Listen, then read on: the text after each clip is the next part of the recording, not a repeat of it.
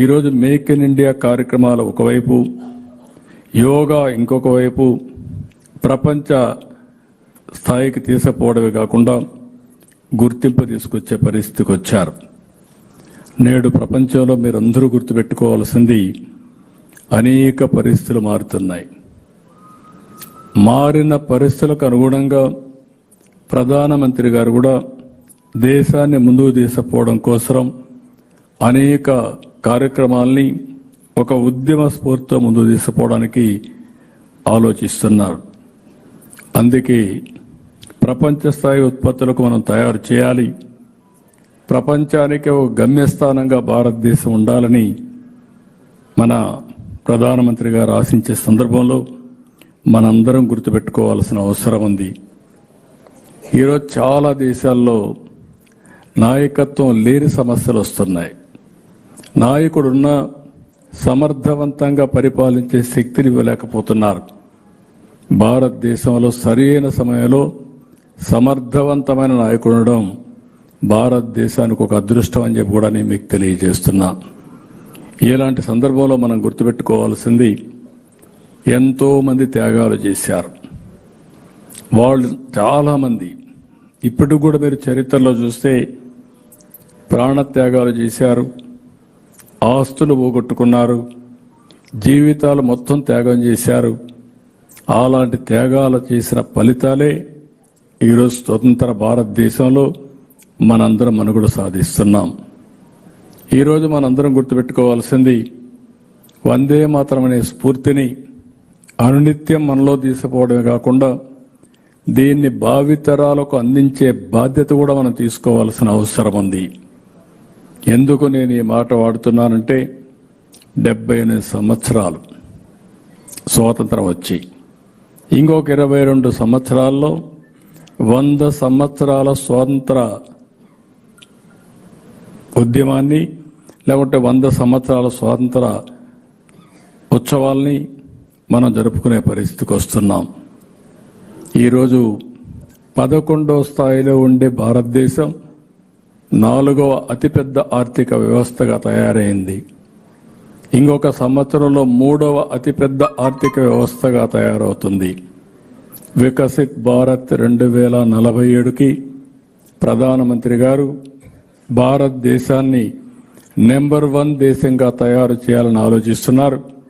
అదే సమయంలో ఆంధ్రప్రదేశ్ రాష్ట్రాన్ని స్వర్ణాంధ్ర 2047కి శ్రీకారం చుట్టామని చెప్పి కూడా నేను మీకు తెలియజేసుకుంటున్నా. ముందు పేదరికం పోవాలి, అందరూ ఆనందంగా ఉండాలి, ఆరోగ్యంగా ఉండాలి. అందుకే ఒకే స్లోగన్ పెట్టుకున్నాం, వెల్తీ హెల్తీ హ్యాపీ సొసైటీ లక్ష్యంగా ఈరోజు పనిచేస్తున్నాం. నేను మిమ్మల్ని అందరినీ కోరుతున్నా, ప్రపంచానికి భారతదేశం ఒక ఆదర్శం అయితే ప్రపంచానికే తెలుగు జాతి ఒక ప్రూఫ్ ఆఫ్ కాన్సెప్ట్గా తయారు కావాలనేది నా ఆలోచన. ఇది అసాధ్యం కాదని చెప్పి మరొక్కసారి మీ అందరికీ తెలియజేస్తున్నా. చాలామంది మనలో ఒకసారి ఆలోచిస్తూ ఉంటాం, ప్రతి ఒక్కరూ దేశం నాకేమి ఇచ్చిందని ఆలోచిస్తూ ఉంటాం. దేశానికి నేనేం చేశాను అని కానీ మనం ఆలోచించుకోగలిగితే చాలా వరకు సమస్యల పరిష్కారం అవుతాయి.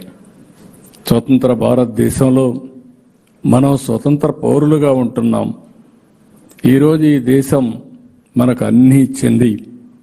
అదే సమయంలో మనం కూడా బాధ్యత కలిగిన పౌరులుగా ఉండి ఈ దేశాన్ని ముందుకు తీసుకుపోవడం కోసం మనం అందరం ఆలోచించాల్సిన అవసరం ఉందని చెప్పి నేను మీకు తెలియజేస్తున్నా. ఈరోజు చాలా దేశాలు మీరు చూస్తే సహజ సంపదలు కానీ, ఈ పాటలోనే వందే మాతరం పాట మీరు మొత్తంగా అర్థం చేసుకోగలిగితే ఈ దేశానికి ఉండే సకల సంపదలు ఏ విధంగా ప్రకృతుంది, ఏ విధంగా సంపదలు ఉన్నాయి, ఈ సంపదల్ని ఏ విధంగా అణగదొక్కే పరిస్థితికి బ్రిటిష్ వాళ్ళు వచ్చారో చాలా స్పష్టంగా చెప్పారు. అలాంటి భారతదేశానికి ఈరోజు మీరు చూస్తే 78 సంవత్సరాల్లోనే మన శక్తి ఏంటో ప్రపంచానికి చెప్పే అవకాశం వచ్చింది. ఏ విషయమైనా మీరు తీసుకోండి, ఇంక రాబోయే రోజుల్లో ప్రపంచానికి నెంబర్ 1గా భారతదేశం ఉంటుంది.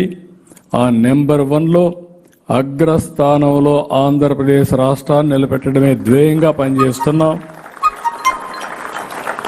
మీరు ఒకసారి టెక్నాలజీ తీసుకున్నా, లేకపోతే ఇంకొక పక్కన అభివృద్ధి కార్యక్రమాలు తీసుకున్నా, లేకపోతే సంక్షేమ కార్యక్రమాలు తీసుకున్నా, అన్నిట్లో కూడా మనం ముందుంటామని చెప్పి కూడా నేను మీకు తెలియజేసుకుంటూ, మరొక్కసారి వందే మాతరం మనం ఏమాత్రం కూడా మర్చిపోవడానికి వీలు లేదు. ఈ సంవత్సరం అంతా కూడా మనం చేస్తాం. సంవత్సరం చేయడమే కాదు, ఒకప్పుడు స్వతంత్ర పోరాటానికి స్ఫూర్తినిచ్చింది. ఈరోజు భారతదేశాన్ని నెంబర్ 1 దేశంగా నిలబెట్టడానికి, అందులో కూడా ఆ నెంబర్ 1 దేశంగా ఉన్నప్పుడు ఆంధ్రప్రదేశ్ భారతదేశంలో నెంబర్ 1గా ఉండే స్ఫూర్తినివ్వడానికి ఈ వందే మాత్రం ఒక టానిక్గా పనిచేయాలని మనస్ఫూర్తిగా ఆకాంక్షిస్తున్నా. ఇలాంటి సభ ఇది మొదటి దశ మాత్రం. రాను రాను ఇంకా పెద్ద ఎత్తున చేద్దాం.